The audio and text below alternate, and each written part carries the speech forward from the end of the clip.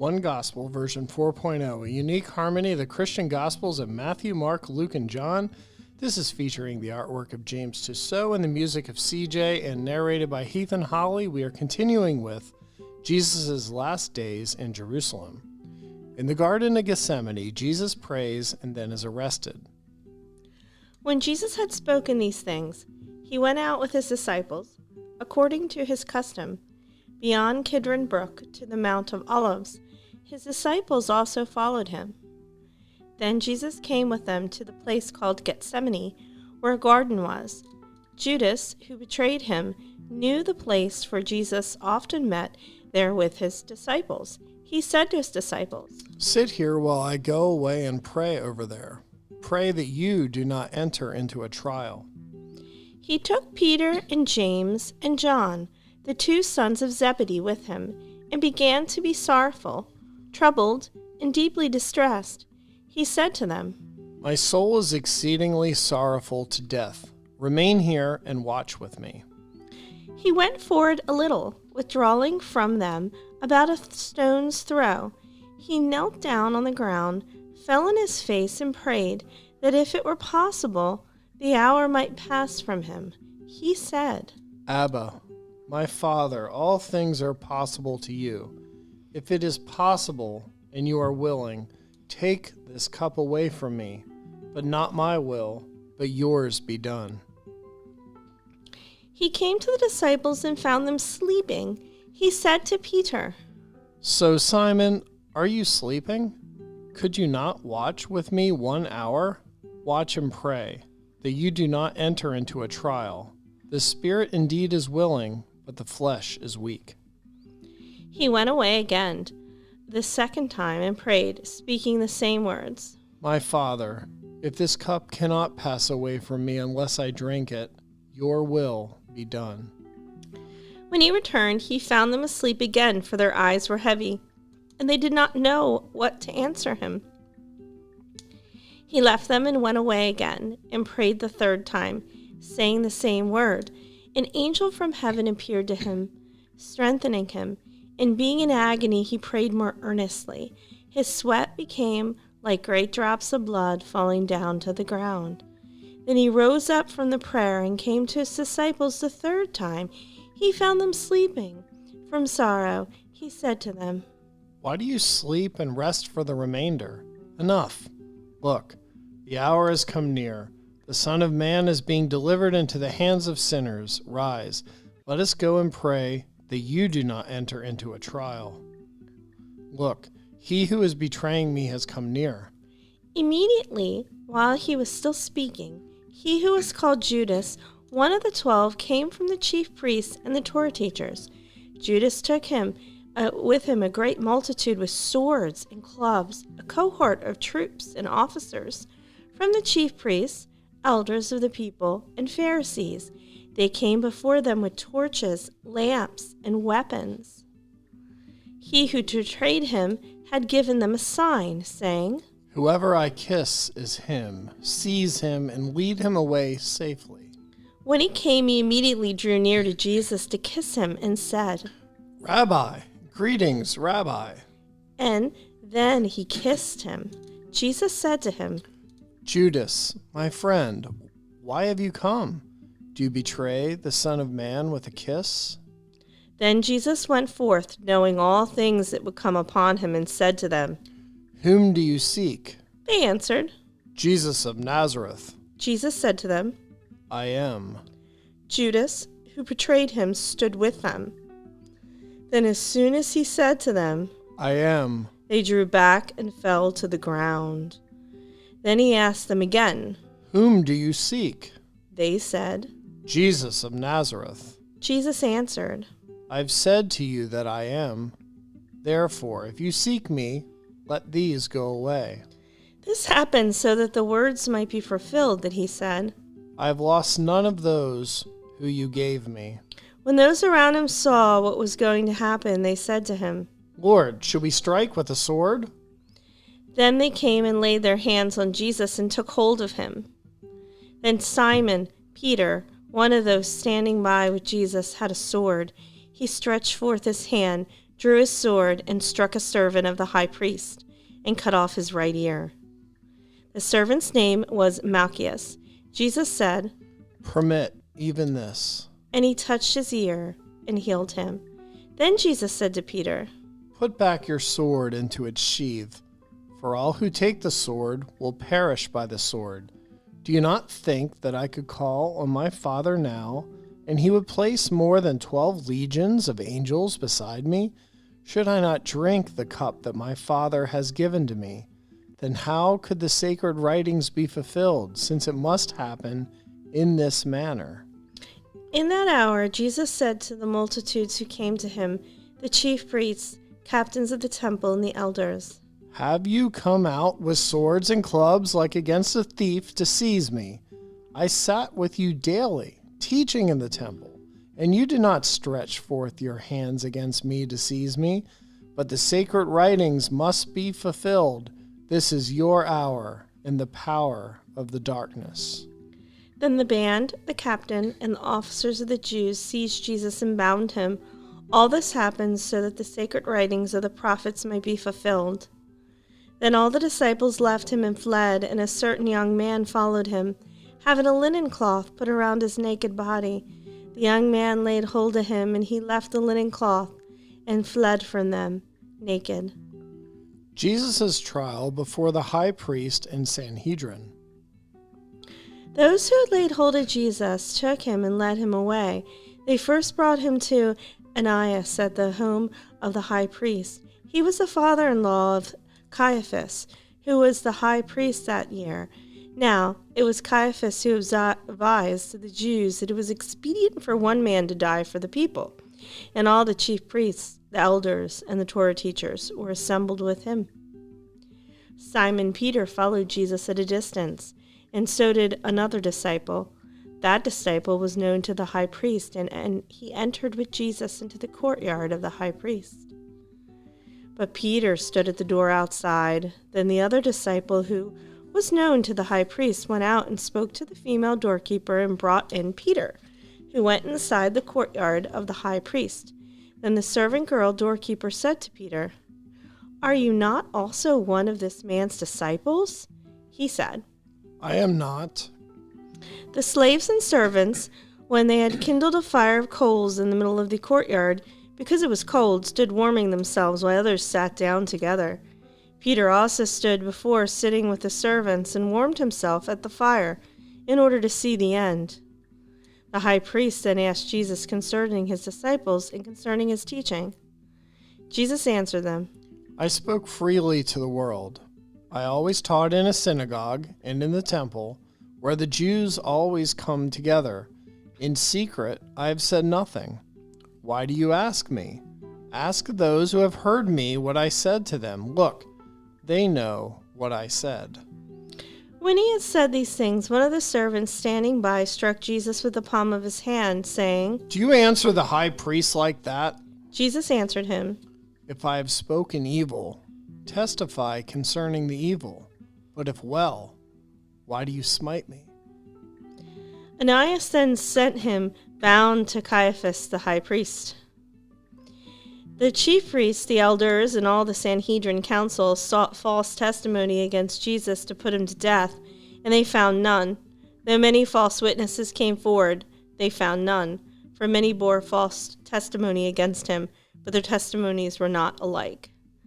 Later, 2 false witnesses arose, came forward, and bore false testimony against him, saying, "We heard him say, 'I can and will destroy the temple of God made with hands, and by 3 days I will build another made without hands.'" But neither in this matter was their testimony alike.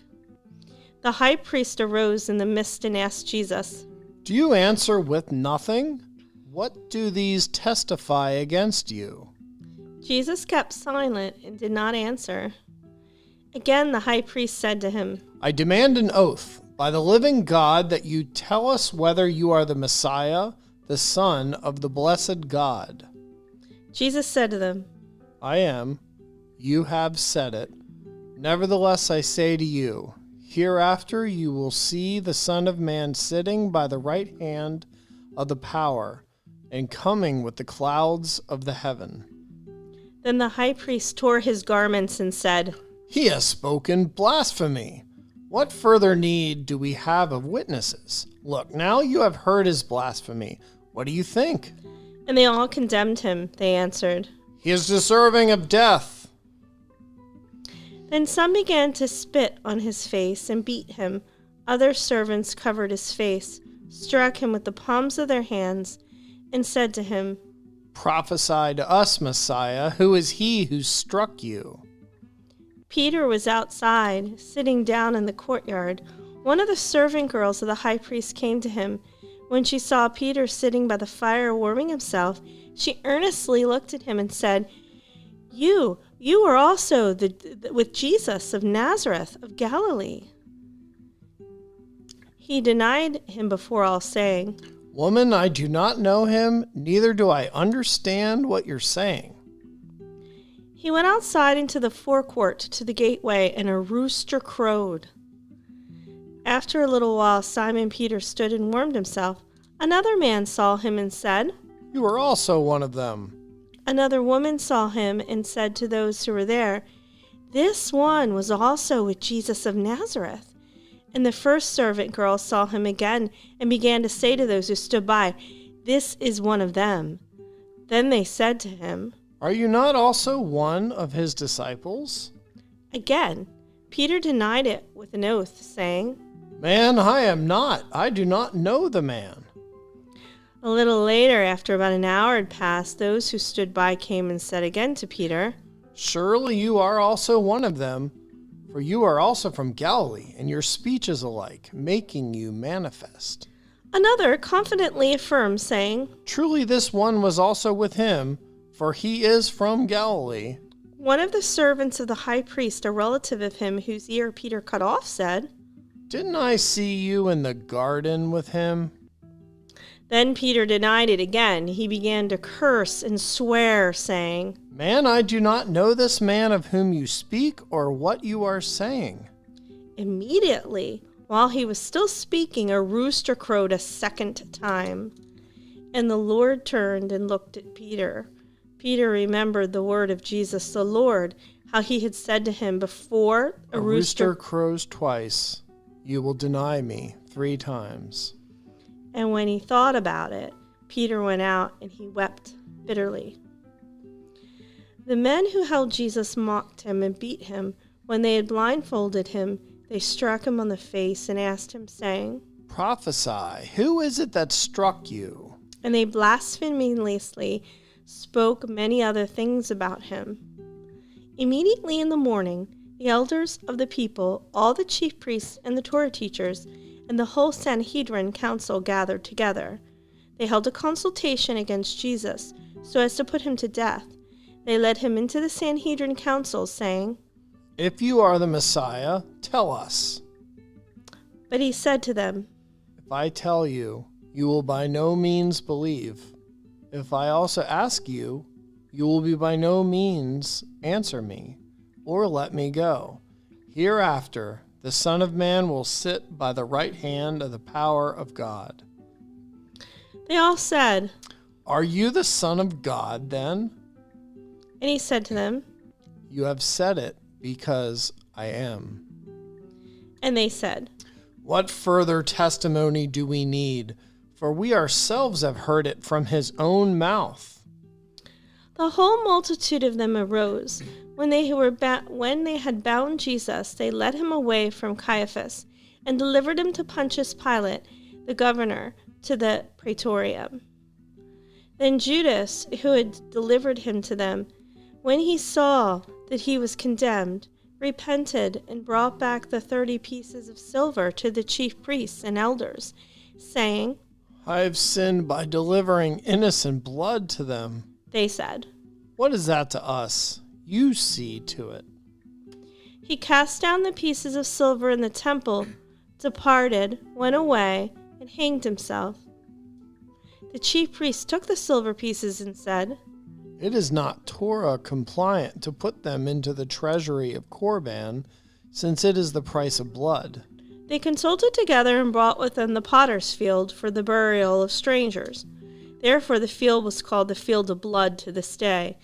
Then what was spoken by Jeremiah the prophet was fulfilled, saying, And they took the 30 pieces of silver, the price of him who was priced, whom they of the sons of Israel had priced, and gave them for the potter's field, as the Lord directed me. Jesus before Pilate and Herod. It was early, and they themselves did not go into the praetorium, so that they might not be defiled, so that they might eat the Passover feast. Pilate then went out to them and said, What accusation do you bring against this man? They answered him, If he were not an evildoer, we would not have delivered him to you. Then Pilate said to them, You take him and judge him according to your law. Then the Jews said to him, It is not lawful for us to put anyone to death. This happened so that the word of Jesus which he spoke might be fulfilled, by signifying the kind of death he was about to die. They began to accuse him, saying, We found this one perverting the nation and forbidding to give taxes to Caesar, saying that he himself is Messiah, a king. Then Pilate entered into the praetorium again and called Jesus. And Jesus stood before the governor. Pilate asked him, Are you the king of the Jews? Jesus answered him, You have said it. Do you say this from yourself, or did others say it to you concerning me? Pilate answered him, Am I a Jew? Your own nation and the high priests have delivered you to me. What have you done? Jesus answered, My kingdom is not from this world. If my kingdom were from this world, then my servants would struggle, that I might not be delivered to the Jews. But now my kingdom is not from here. Pilate then said to him, Are you a king then? Jesus answered, You say that I'm a king. For this cause I was born, and for this cause I came to the world, that I may testify to the truth. Everyone who is from the truth hears my voice. Pilate said to him, What is truth?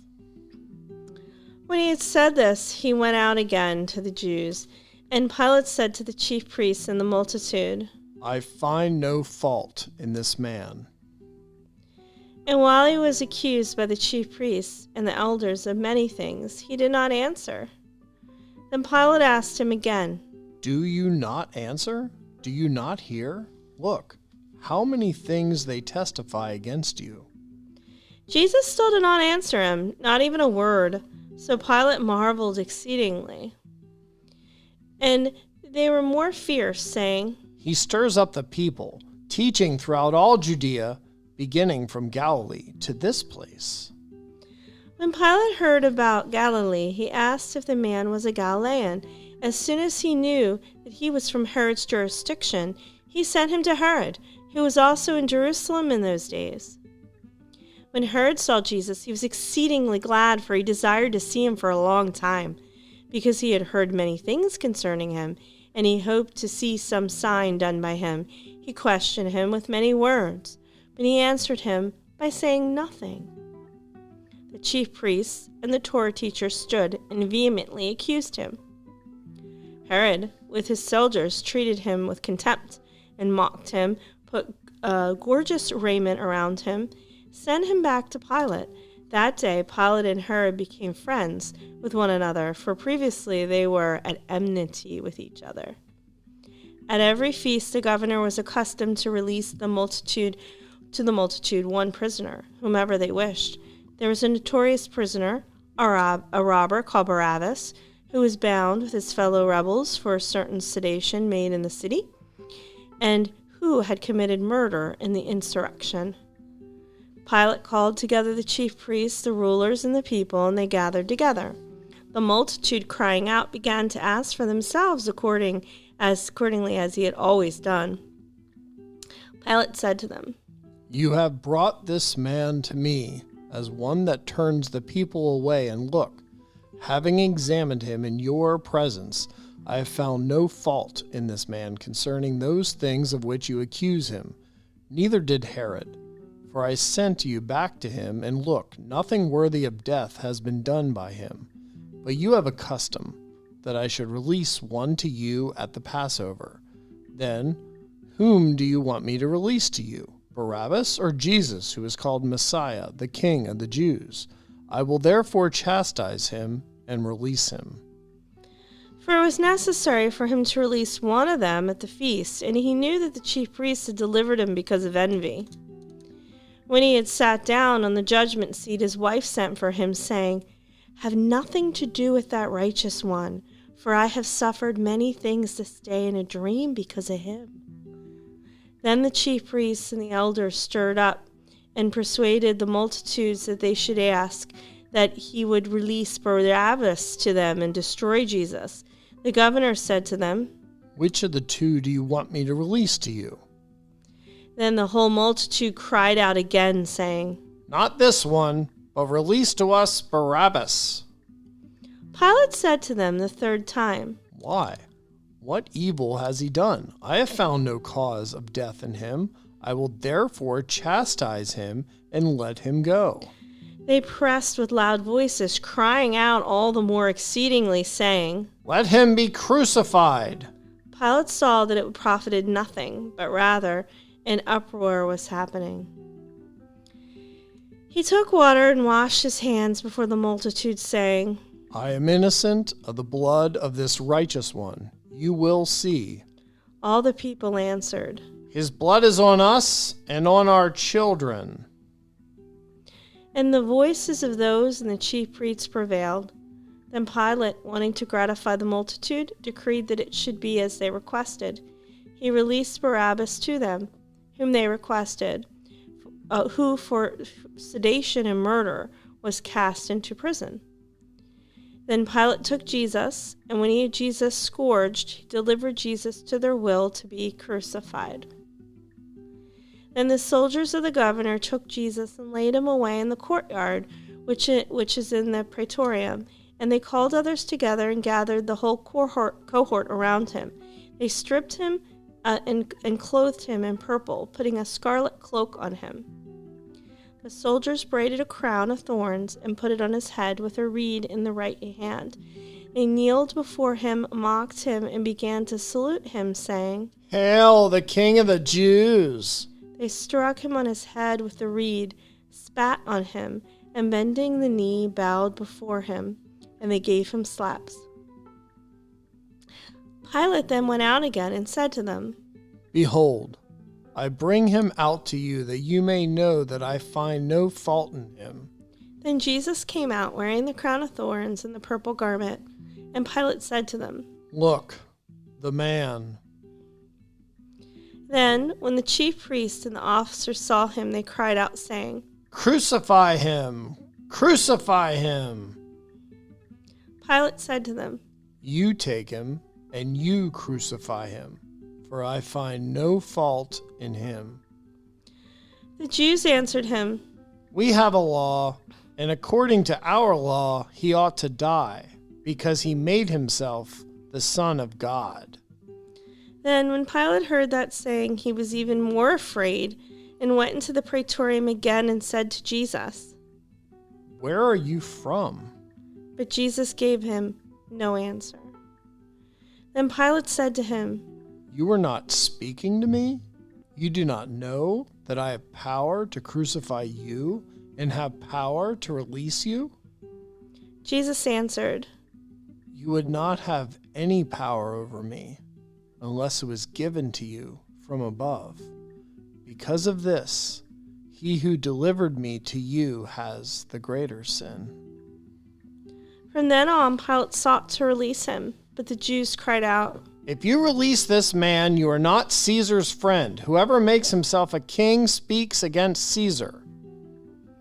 Then when Pilate heard that saying, he brought Jesus out and sat down on the judgment seat in a place that is called the Pavement, but in Hebrew, Gabbatha. It was the preparation of the Passover and about the 6th hour, and he said to the Jews, "Look, your king." But they cried out, "Away with him! Away with him! Crucify him!" Pilate said to them, "Should I crucify your king?" The chief priests answered, "We have no king but Caesar."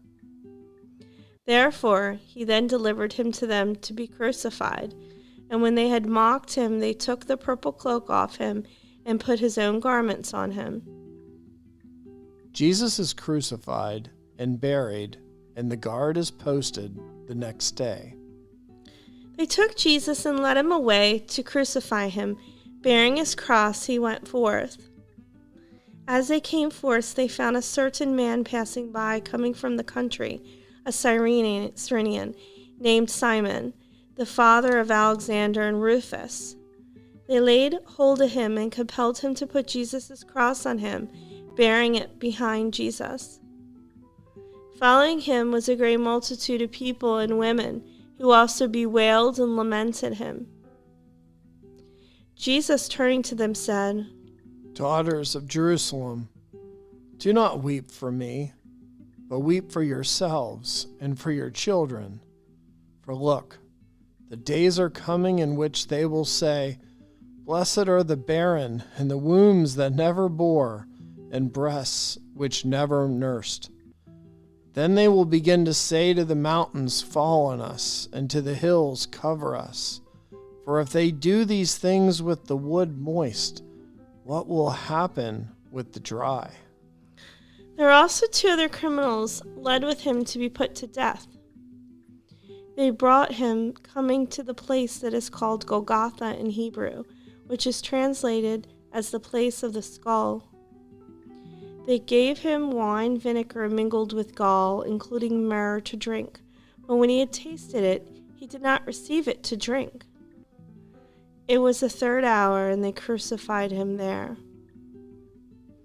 And then they crucified 2 other criminals with him, both thieves, one on his right hand and the other on his left, and Jesus in the middle. The sacred writings was thus fulfilled, which says, "And he was reckoned with the Torahless ones." Sitting down, they watched him there.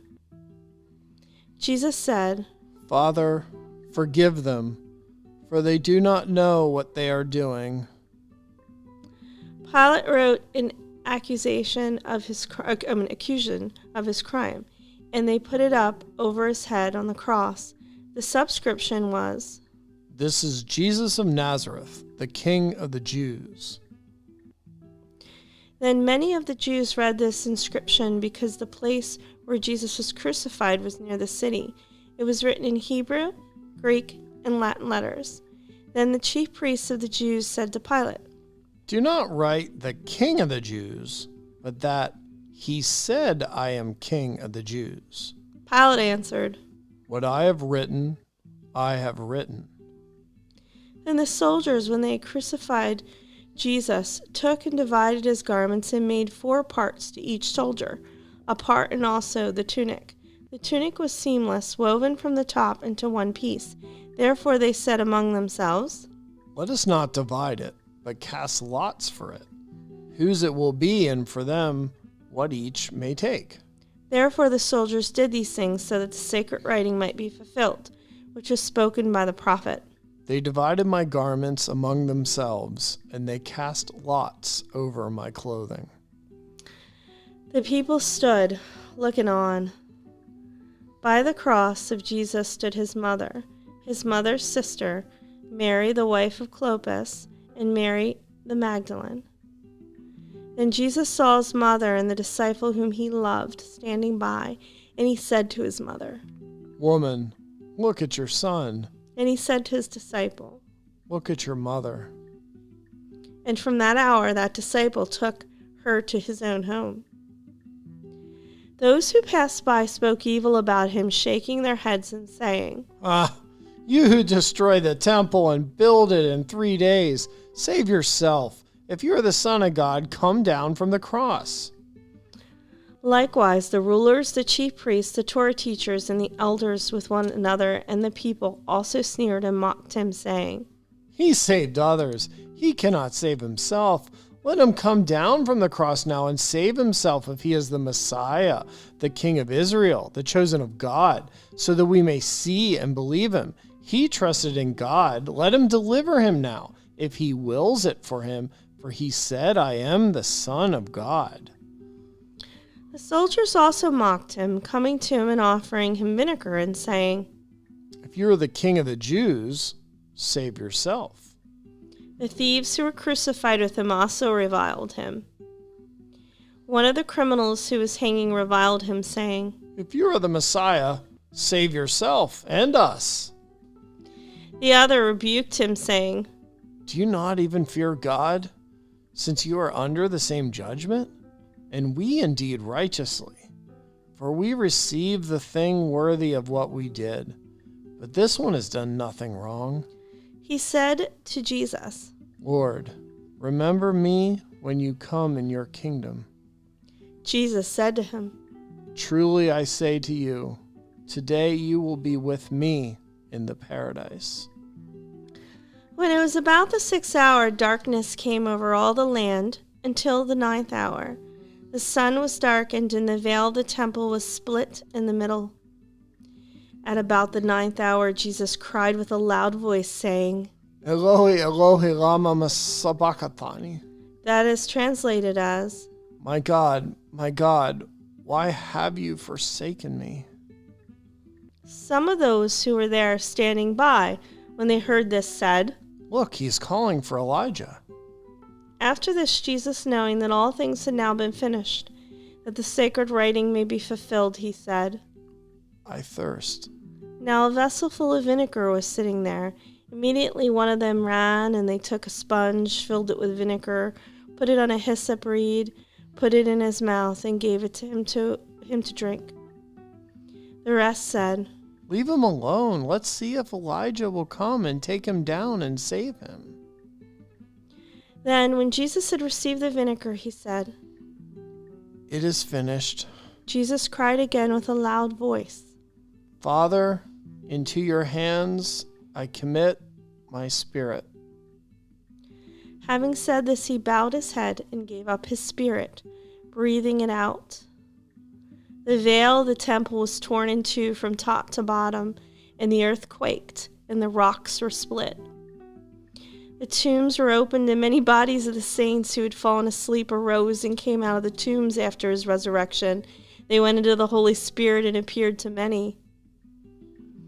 The centurion who stood opposite him and those who were with him keeping watch on Jesus saw that. He cried out in that manner and breathed out his spirit in the earthquake and the things that happened.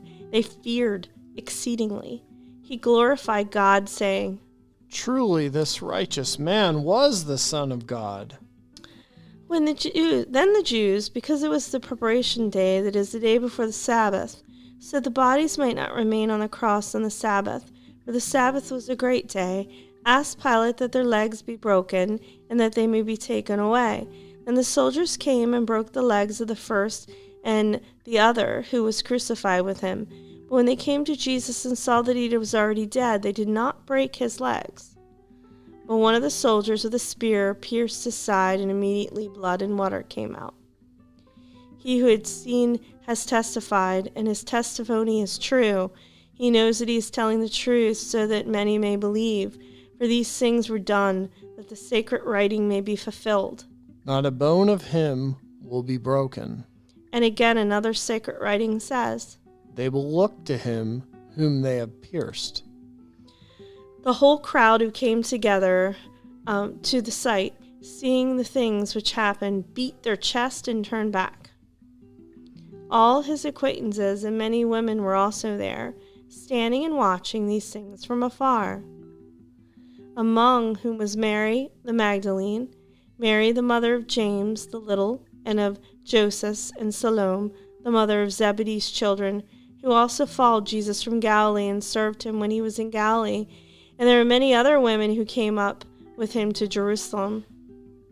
Now after this, when the evening had come, there was a rich man from Arimathea, a city of the Jews, named Joseph, an honorable Sanhedrin council member, who also was a disciple of Jesus, but secretly, though through fear of the Jews. He was a good and righteous man. He had not consented to their decision, indeed, who himself also expected the kingdom of God. he came boldly and went to Pilate and asked that he may take away the body of Jesus. Pilate wondered if he was already dead. Calling the centurion to him, he asked him if he had been dead some time. When he found out from the centurion, Pilate gave him permission and commanded that the body be delivered to Joseph. He brought fine linen, and then he came and took the body of Jesus down. Nicodemus, who at first came to Jesus by night, also came and brought a mixture of myrrh and aloes, about 100 pounds. Then they took the body of Jesus, and he wrapped him in the clean linen strips with the spices, as the custom of the Jews is to prepare for burial. In the place where he was crucified there was a garden, and in the garden a new tomb where no one was yet laid. That Joseph laid him in his own new tomb, which he had hewn out of the rock. He rolled a large stone against the door of the tomb and went away. They laid Jesus there because of the Jews' preparation day, because the tomb was near and the Sabbath drew near. The women who came with him from Galilee were there. Mary the Magdalene and the other Mary, the mother of Joseph, followed after, and they observed the tomb where he was laid and how his body was placed while sitting opposite the tomb. And they returned and prepared spices and ointments, and they rested on the Sabbath according to the commandment. The next day, which is after the day of preparation, the chief priests and the Pharisees gathered together to Pilate, saying, Lord, we remember, since that deceiver said while he was still alive, after 3 days I will rise, therefore, command that the tomb be made secure until the 3rd day, so that his disciples do not come by night and steal him, and say to the people, he has risen from the dead. And the last deceit will be worse than the first. Pilate said to them, You have a guard. Go away, make it as secure as you know how. They went and made the tomb secure, sealing the stone with the guard. Coming up next, Jesus' post-resurrection appearances.